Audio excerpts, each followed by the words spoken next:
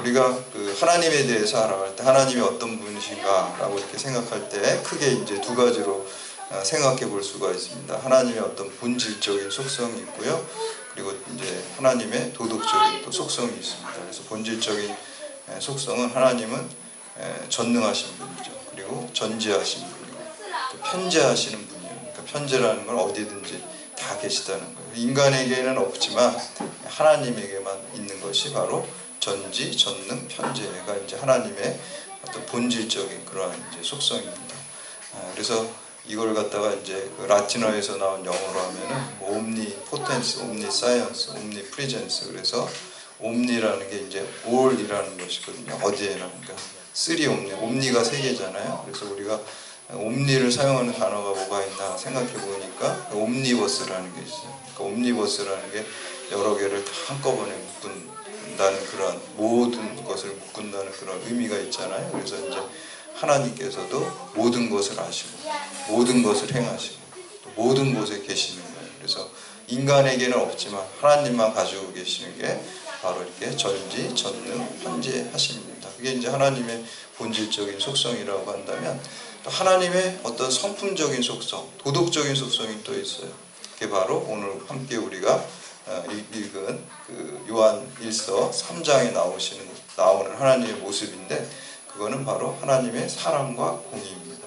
그래서 하나님의 도덕적인 속성은 우리 하나님을 믿는 사람이 그것을 따라가면서 추구해야 되는 거예요. 그게 우리가 그리스도인들로 바르게 살아가고 하나님의 자녀답게 살아가는 것입니다. 그래서 요한 1서 3장에 보면은 너희가 이제 하나님의 자녀답게 살라. 그랬을 때 구체적으로 뭐 어떻게 살아야 되냐? 하나님은 사랑의 하나님이고 하나님은 공의의 하나님이시기 때문에 하나님의 도덕적 성품을 따라서 그리스도인들은 하나님의 자녀는 의롭게 살라고 지난 시간에 우리가 요한 1서 3장 1절에서 10절까지 우리가 함께 나눴어요. 그리고 오늘부터 이제 마지막 3장 마지막 절까지는요 하나님의 자녀답게 사랑으로 살라라고 이렇게 말씀하고 있습니다. 그 가운데에서도 세 가지로 분류할 수 있는데요. 첫 번째는 형제를 사랑해야 되는 이유에 대해서, 두 번째는 형제 사랑의 방법에 대해서, 그리고 세 번째는 형제 사랑의 결과에 대해서 이렇게 말씀하고 있습니다. 오늘 이제 11장에서 16절까지는 그 이제 첫 번째 사랑, 형제 사랑의 이유에 대해서. 그래서 오늘 설교 말씀의 제목이 왜 형제를 사랑해야 되는가라는 그 제목으로 정했습니다. 그래서 우리가 형제 사랑하는 이유에 대해서 우리가 말씀을 통해서 깨닫고 그 형제 사랑을 실천하는 하나님의 자녀가 다 되기를 주님의 이름으로 축복합니다. 제가 이제 신학교에 들어왔을 때 처음에 이제 그 교수님이 이렇게 강의를 하는데 신학생들은 목사님이 원수를 사랑하십시오, 뭐 형제를 사랑하십시오 그러면 그럴 때 보통 다 우리는 아멘 그러잖아요. 신학 공부하는 사람들은 아멘 그러면 삼류 신학생이래.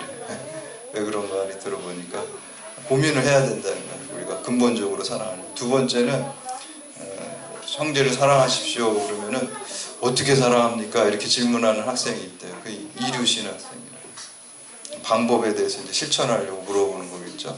그 다음에 형제를 사랑하십시오. 그럼 왜 사랑해야 됩니까? 이렇게 물어보는 신학생이 있대요. 그 신학생 인류 신학생이래. 왜냐하면 근본적인 물음을 우리가 그거를 비판하려고 하는 게 아니라 그 근본적인 걸 알아야지, 본질적인 걸 알아야지 형제 사랑을 더 잘 실천할 수 있고 어떤 상황 속에서도 흔들리지 않고 그것을 할 수 있다는 거죠. 그래서 왜라는 물음이 항상 본질적인 물음입니다. 제가 그래서 이제 영어로 why라 그러죠. why라 그러는데 why하고 물음표를 이렇게 하는 거죠. 근데 이렇게 보니까 어린이들 그 학습 교재가 있더라고요. 근데 그 교재 이름이 why라고, 왜.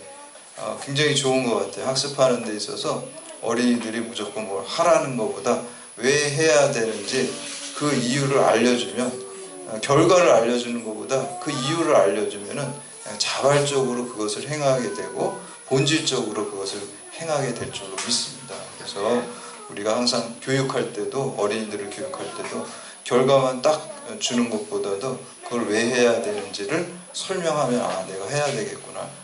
이런 생각이 들게 되죠. 만약에 우리가 아이들 조그만 어린이들 기를 때 부모가 올 때 이제 지금 일기예보에 비가 올 것 같아요.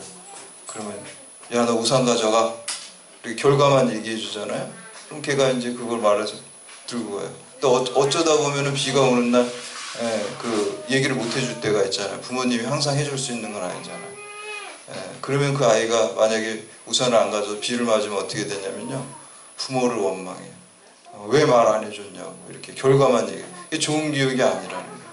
오늘 보니까 일기예보 보니까 비가 올 것 같다 이렇게 그것만 딱 얘기를 해주면 얘가 이제 스스로 판단하는 거야. 비가 오니까 우산이 필요하겠구나 해서 이렇게 자립적으로 할 수 있게 우산을 가져가야 되는 이유에 대해서 이제 설명해 주는 게 오히려 더 교육적으로 좋다라고 볼 수가 있겠죠. 마찬가지입니다. 우리가 믿음 생활하는 데서도 근본적인 거를 물어보는 게 좋겠죠. 그래서 오늘 말씀해 보니까 왜 사랑해야 되는지, 우리가 성경 말씀에 주님께서 원수를 사랑하고 이웃을 사랑하라는데 오늘 사도 요한이 왜 형제를 사랑해야 되는가. 이 사도 요한은 별명이 있어요. 사랑의 사도예요. 사랑의 사도. 사랑의 사도답게 왜 사랑해야 되는지 그 이유를 이 사도 요한이 깨달았기 때문에 그 사랑을 사도가 될 만큼 사랑을 가장 중요하게 여겼다고 볼 수가 있겠습니다.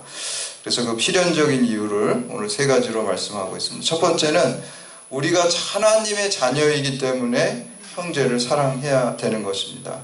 하나님은 사랑이시고 우리가 하나님의 자녀이기 때문에 형제를 사랑하는데, 지난 시간에 나누었던 요한일서 3장 10절에 보시면 하나님의 자녀들과 마귀의 자녀들이 드러나나니 무릇 의를 행하지 아니하는 자나 또는 그 형제를 사랑하지 아니하는 자는 하나님께 속하지 아니하느니라. 형제 사랑하지 않으면 하나님의 자녀가 아니라는 거예요. 그 마귀에게 속해 있다는 거예요. 그래서 하나님의 자녀는 하나님의 자녀답게 사랑해야 되는 거예요. 또 성경에 보면은 이 사도 요한이 쓴 말씀에 보면은 하나님은 사랑이시라 그랬죠. 그래서 그 말씀에 그 은혜를 받은 지금 이제 고인이 되신 오카노 목사님이 하나님은 사랑이시라 그 말씀을 가지고 교회 이름을 졌대요. 그래서 그게 이제 사랑의 교회가 된 거거든요. 사랑의 교회 뭐예요? 하나님의 교회라는 뜻이잖아요. 거기는 그 아가페 사랑입니다. 십자가 사랑의 교회입니다. 그것처럼 우리 모든 교회 또 교우들은 항상 하나님의 아가페 사랑을 실천하는 사람이 되어야 될 줄로 믿습니다. 그래서 존재론적으로 우리는 하나님의 자녀이기 때문에 사랑해야지만 하나님의 자녀에 속하기 때문에 행해야 된다라는 것입니다. 우리가 성경에 보면은 하나님께서 하나님의 백성에게 명하신 그 명령들을 가만히 보면요, 율법도 그렇고 또 십계명도 보면요, 긍정 명령과 부정 명령이 있어요. 뭐 하지 말라, 뭐 살인하지 말라, 도둑질하지 말라, 그거는 부정 명령이죠. 그리고 또 긍정 명령도 있어요. 부모를 공경해라, 또 원수를 사랑해라, 형제를 사랑해라, 이런 사랑에 대한 긍정적인 명령이 있어요. 근데 사람들의 심리는 참 이상한 게 이 하지 말라고 하는 것을 어겼을 때는 내가 죄를 졌다고 생각해요. 죄책감을 느껴요. 근데 하라고 한 것을 안 한 것은 별로 죄책감을 안 느껴요. 근데 똑같은 거잖아요. 그렇죠?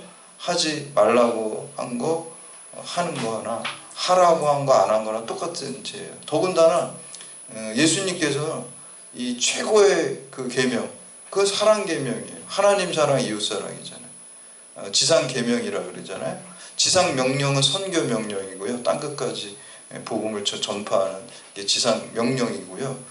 지상 계명, 예수님 말씀의 지상 계명은 사랑 계명, 하나님 사랑이 수직이 되고 이웃 사랑이 수평이 돼서 이게 이제 십자가 사랑을 완성하는 것이죠. 그래서 사랑하지 해야 되는 이유는 우리가 하나님의 자녀이기 때문에 그 형제를 사랑해야 되는 것입니다. 오늘 그 사도 요한은 형제 사랑하지 않은 그 대표적인 사례로 가인을 들고 있어요. 그러니까 형제 사랑하지 않으면 가인의 후손이다, 마귀의 자녀다, 이렇게 아주 사도 요한은 노골적으로 아주 대놓고 얘기하고 있습니다. 우리 11절에서 13절까지 말씀 함께 봉독합니다. 시작.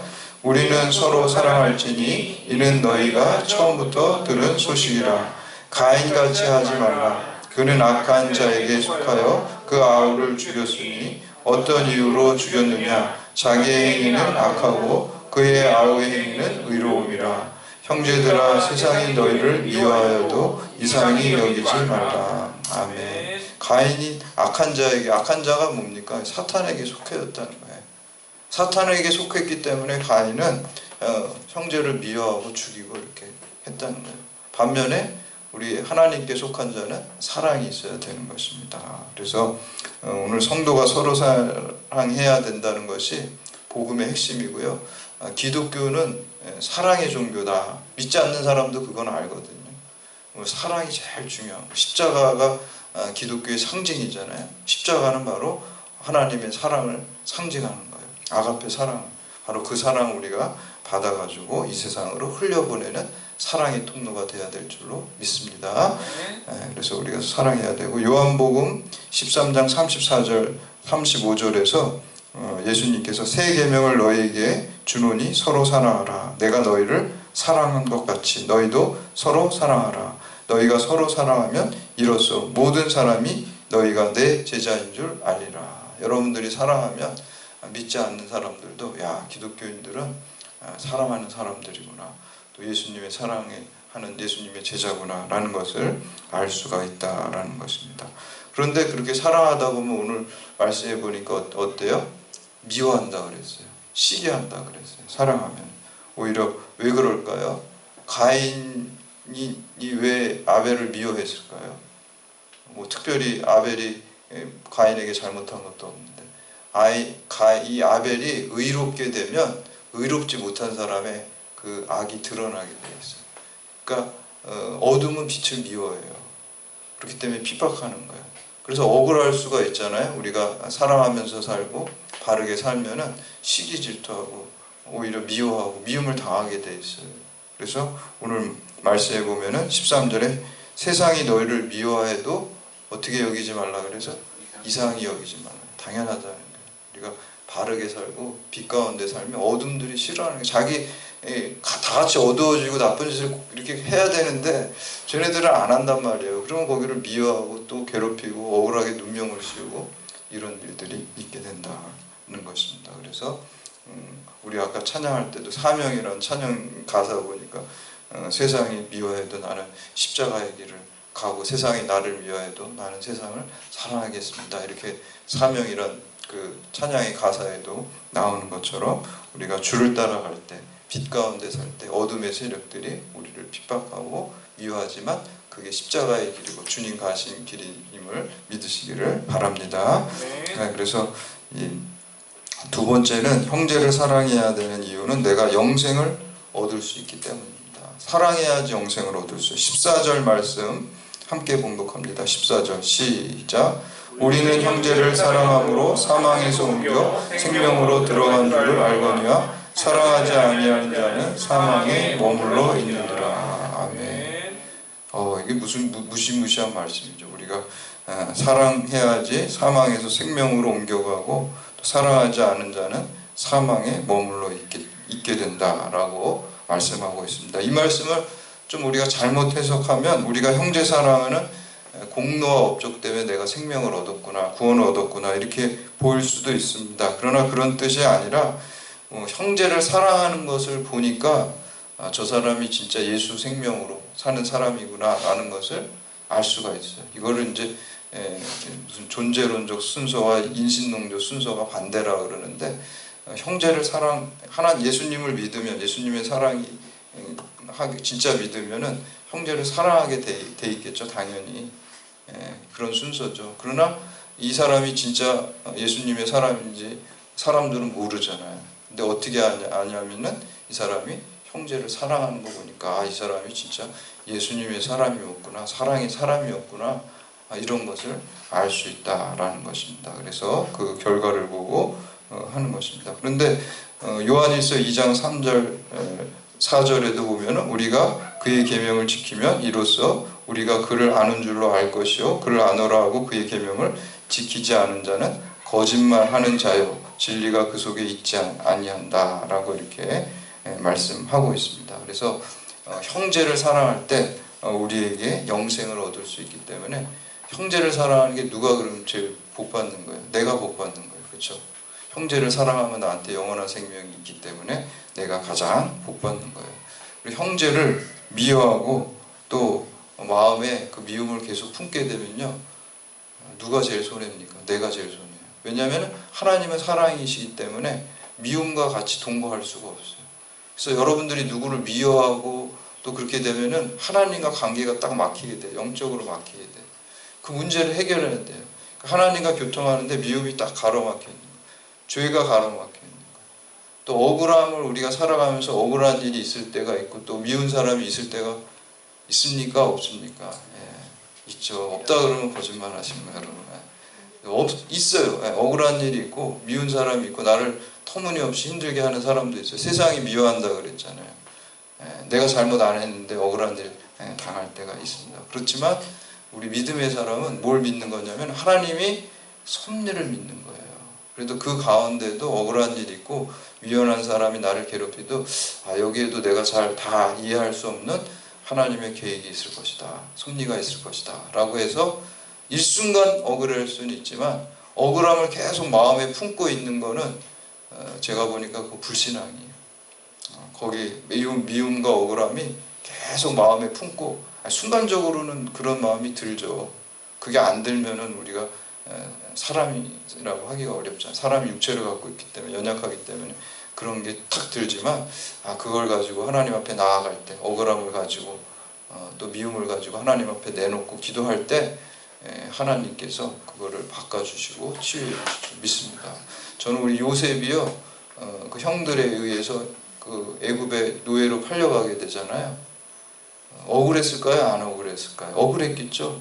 자기가 뭐 잘못한 것도 없는 것 같은데 괜히 형들이 노예로 팔려가니까 그리고 맨날 고생 하나도 안 하던 그 진짜 아버지한테 사랑만 받고 그랬던 도련님이 노예로 가면 한번 여러분 요셉이 됐다고 한번 생각해 보세요. 끔찍하죠. 인간 취급도 안 받고 막 그냥 하루아침에 그냥 천국에서 지옥으로 간 거잖아요. 그냥 정신이 그냥 나가버리고 죽고 싶을 것 같고 형 빨리 여기 탈출해가지고 형들 다 복수하고 싶고 막 그런 마음이 들 것 같아요. 억울한 마음이 들 것 같아요. 내가 요셉이라고. 근데 성경에 보니까 일시적으로 그런 마음이 있었겠지만 요셉은 어떻게 됐어요? 인정을 받았어요. 보디발의 집에서. 감옥에 가서도 인정을 받았어요. 여러분 계속해서 인정을 받는 사람이라면 주어진 일을 열심히 했다는 거예요. 성실하게. 맨날 억울한 마음을 가지고 있었다 그러면 그렇게 못했을 거예요. 어떻게 마음을 바꿨을까요? 억울한 마음이 들어왔지만 여기에도 뭔가 하나님의 뜻이 있겠지.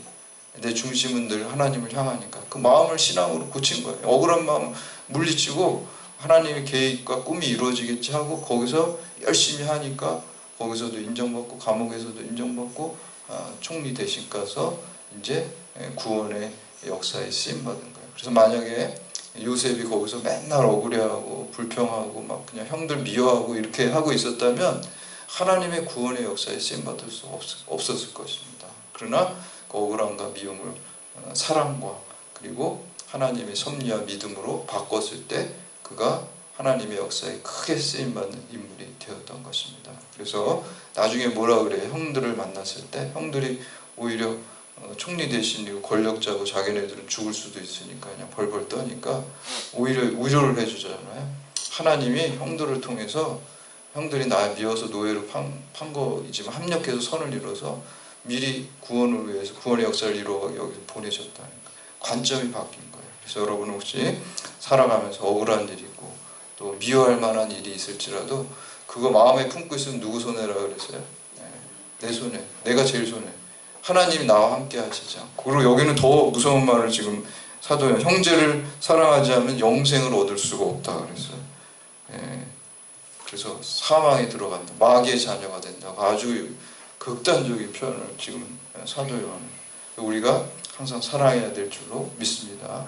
사랑하지 않는 게 가장 큰 죄입니다. 그래서 우리 그리스도인은 사랑해야 됩니다. 그 다음에 이제 15절 말씀 함께 봉독합니다. 15절 시작. 그 형제를 미워하는 자마다 살인하는 자니 살인하는 자마다 영생이 그 속에 거하지 않은 것을 너희가 아는 바라. 아멘. 형제를 사랑하지 않고 미워하면 형제 살인하는 거라 그랬어요. 그리고 영생이 그 속에 없다 그랬어요. 영원하신 예수 그리스도 하나님이 그 속에 없게 된다라는 것입니다. 마지막으로 세 번째, 사랑의 빚진 자가 사랑의 빚을 갚는 것이 마땅하기 때문에 우리가 형제 사랑해야 됩니다. 우리 16절 말씀 함께 봉독합니다. 16절 시작. 그가 우리를 위하여 목숨을 버리셨으니 우리가 이로써 사랑을 알고 우리도 형제들을 위하여 목숨을 버리는 것이 마땅합니다. 아멘. 이 가인과 같은 그 살인자는 그 마음속에 미움과 증오가 가득했어요. 그렇죠? 그냥 미움과 증오. 자기가 동생은 그냥 인정받고 자기는 인정 못 받으니까 그냥 동생이 그냥 시기 질투하고 막 미움이 막 있어요. 그 마음에 먼저 미움이 있는 것이 이제 행동으로 옮겨지는 것이지 그냥 갑자기 그냥 살인하는 게 아니잖아요. 먼저 마음속에 미움과 증오심이 끌어올라야 돼요. 끌어올려서 살인으로 이제 행동으로 이어지는 거예요. 그래서 이 하나님은 우리의 마음을 보고 중심을 보는데 우리가 실제로 살인의 행위를 하기 전에 우리가 누구를 미워하고 증오하는 그 마음을 안 좋아하신다는 거 하나님. 그 마음이 바뀌어져야 돼. 근데 이제 가인은 그거를 돌이키지 않고 그 마음을 극단적으로 더 끌고 가서 살인한 행동으로 이어진 것을 볼 수 있습니다. 그래서 그랬을 때 우리가 마귀의 자녀가 됩니다. 반면에 예수님은 그러한 세상을 위해서 자기의 목숨을 버리셨습니다. 우리를 살리시기 위해서 목숨을 버리신 것을 볼 수가 있습니다. 그래서 예전에 우리 아동부 전도사님이 제가 이렇게 설교하는 걸 이렇게 지나가다가 들어보니까 애들한테 설교 너무 잘하더라고요. 애들이 그냥 집중을 쫙 하더라고요. 그게 쉽지 않은데. 그래서 애들한테 이렇게 설명하고 있어요. 예수 믿는 우리들은 얼마짜리인가요? 이렇게 물어봐요. 그러니까 애들이 대답을 못하니까요. 정답은 예수님짜리입니다. 이렇게 예수님짜리. 예수님께서 십자가에서 핏값을 주고 사셨으니까 우리 예수님짜리.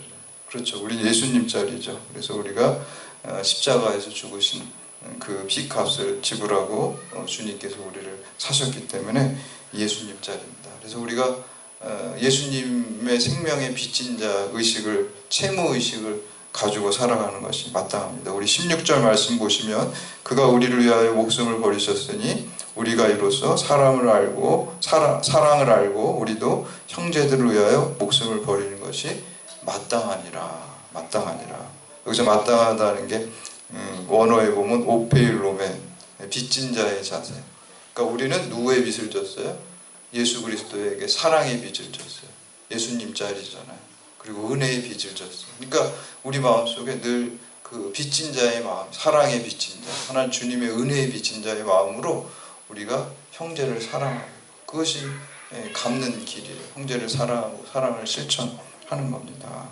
런던의 템플 교회의 교인이었던 에밀 매틀러라는 분이 식당을 운영하고 있어요. 교인인데 식당을 크게 운영했어요. 그래서 식당이 잘 돼가지고 돈을 많이 벌었어요. 그래서 선교 활동하는데, 어려운 사람 구제 활동하는데 자기가 많이 번 돈을 이게 하나님이 다 주신 거니까 이 돈을 가지고 하나님의 일을 위해서 쓰라고 하나님이 나한테 맡기신 거다, 이런 의식을 가지고 또 자기가 예수님짜리니까 주님의 사랑의 은혜의 빚진 자의 마음을 가지고 그걸 갖다가 선교비로 또 구제비로 그냥 막 이렇게 많이 흘려보내는 그런 일을 했어요. 근데 어떤 선교단체에서 어떤 선교사님을 도와줘야 되는데 재정적으로 어려웠어요. 그래서 이분 소문을 듣고 그 선교단체에서 찾아갔어요. 우리 선교 이런 일이 있는데 좀 선교 후원을 해주십시오. 이렇게 얘기하니까 아주 흔쾌히 금고를 그냥 막 가가지고 금고를 탁 열어서 돈이 있는데 돈을 이렇게 탁 꺼내주는데 그 선교단체에서 갔던 분이 그 옆에 서 있다가 우연히 봤는데 금고를 여니까 금고 제일 위에, 돈 위에 만한 한 20cm 정도 되는 못이 있는 거야, 대못이. 그래서 궁금해서 물어봤어요. 아니 왜 거기 금고에 그 못이, 큰 무시무시한 못이 있냐고. 그러니까 예수님께서 나를 위해서 죽으신 그 십자가 생각하고 그 십자가에서 고통받으신 그 생각하기 위해서, 잊지 않기 위해서 이 돈이 내 돈이 아니라 주님께서 나를 위해서 피를 흘리신 그 값을 지불하고 나에게 축복하신 것이라고 늘 생각하면서 이 못을 보면서 이거를 주님의 빚진 마음으로 내가 갚기 위해서, 겸손하기 위해서 늘 이 금고에다가 이 못을 두고 있습니다 라고 했다는 거예요. 그러니까 이분은 평생 살아가면서 한순간도 그걸 놓치지 않으려. 내가 예수님이 십자가 은혜로 빚졌다는 것을 기억하면서 그것을 갚은 것을 볼 수가 있습니다. 그래서 여러분, 우리가 나 같은 죄인을 살리시기 위해서 주님께서 그 주님의 생명을 십자가에서 우리를 위해서 주신 것과 같이 그것을 늘 여러분들이 놓치지 말고 기억하면서 어떤 상황 속에서도 내가 정말 주님의 그 사랑의 은혜에 100만 분의 1, 1000만 분의 1이라도 갚는 심정으로 사명을 잘 감당하시는 여러분들 다 되시기를 주님의 이름으로 축원합니다. 이제 다 같이